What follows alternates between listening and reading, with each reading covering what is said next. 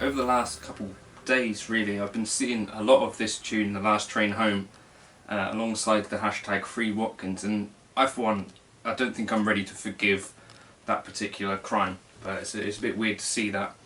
Anyway, today I wanted to ask the question, who is the PRS Silver Sky for, and maybe some other things that have come to mind about this particular instrument as it happens. So the first and most obvious thing is for John Mayer fans. Now, I know there is this kind of thing, the Mayer effect, and you know, things like the TS10, the Blues Breaker.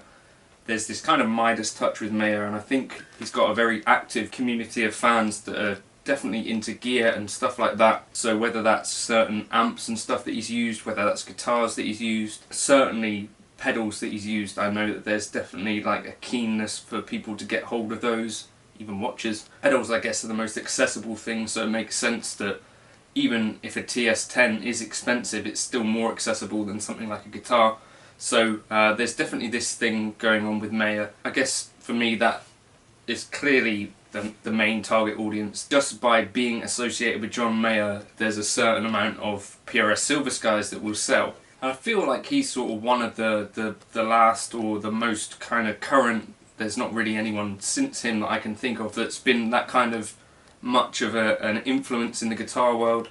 Certainly he's massive in America, and even in the UK he's kind of pretty well known, especially for essentially like a blues guitarist type person. And I can't think of too many other artists of his kind of age or younger that play guitar solos and stuff that have got to that level of fame, or whatever you would call it. So it's kind of the signature guitar of one of the most kind of premier, famous guitarists, whatever you want to call it, heroes with massive influence. You know, the person that they're seeking out his gear and what pedals he's used and stuff, and trying to find those online. That's still definitely a thing with John Mayer. I think the other group of people though that this is potentially going to interest is just people that are looking for a pretty well built Strat in the sort of £2,500 range. And within this range there's obviously things that I've talked about before, like the K-line. There's going to be certain things from Fender. The Fender Custom Shop coming, I think, a little bit more expensive than that, certainly for us in the UK. Things like a Sir potentially might be kind of comparable quality. This is maybe a slightly more classic feeling instrument than a Sir, but again, both really well built guitars. Not exactly rare or hard to come by, and built in fair numbers, but you know, an expensive kind of premium instrument. Maybe an Ibanez AZ kind of Japan built, that kind of level. I can't think of too many other kinds of guitar in this range, you know, where it's a kind of a step between the Custom Shop and the American Fender stuff. So, you know, like an American Original would probably be in this kind of ballpark, you know, a little bit less than 2,000. And then like there's the Pro and Ultra range from Fender, which are not necessarily kind of classic Strat type guitars. Often they'll have a kind of few more modern appointments and stuff, not generally 6-point trams, and not generally kind of 7.25 radius fretboards.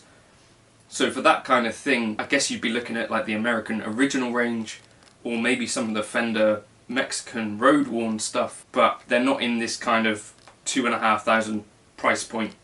I think the American Original range is a little bit lower than that. So in that range, I think probably Sir is the closest kind of competitor, maybe. So people that are playing Sir kind of Strats maybe are going to be looking at this.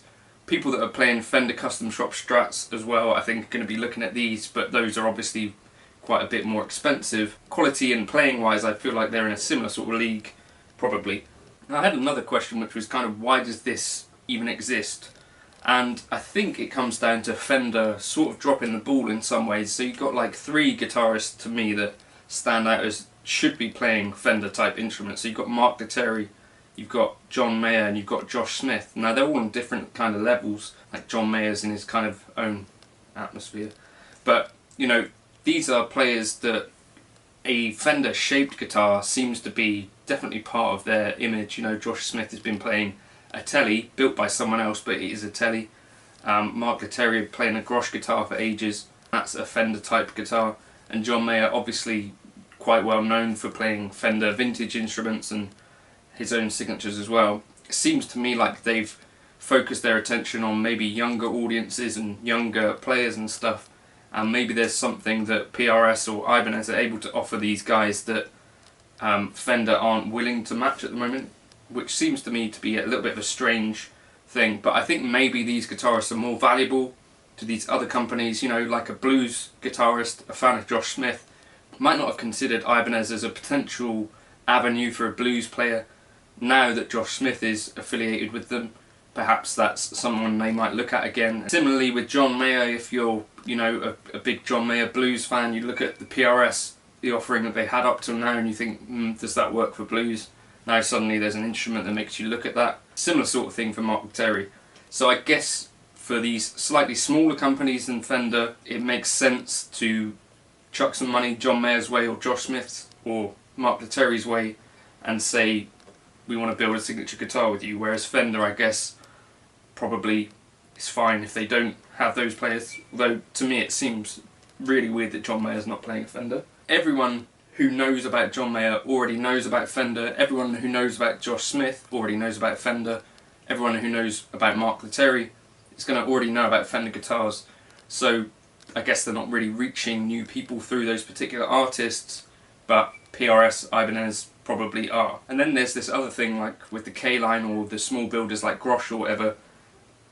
Those companies aren't going to be able, I don't think, to throw the money at these artists to keep them on board. So although, you know, Josh Smith potentially really loved the guitar that he was playing before he went to Ibanez, there's a financial aspect to this, you know, where it just doesn't generate income for him the same way that Ibanez can, or the same way for John Mayer or Mark Terry that having a signature instrument with a bigger company can do. So I don't know that it's necessary that these guitars have to be way better than whatever they were playing before.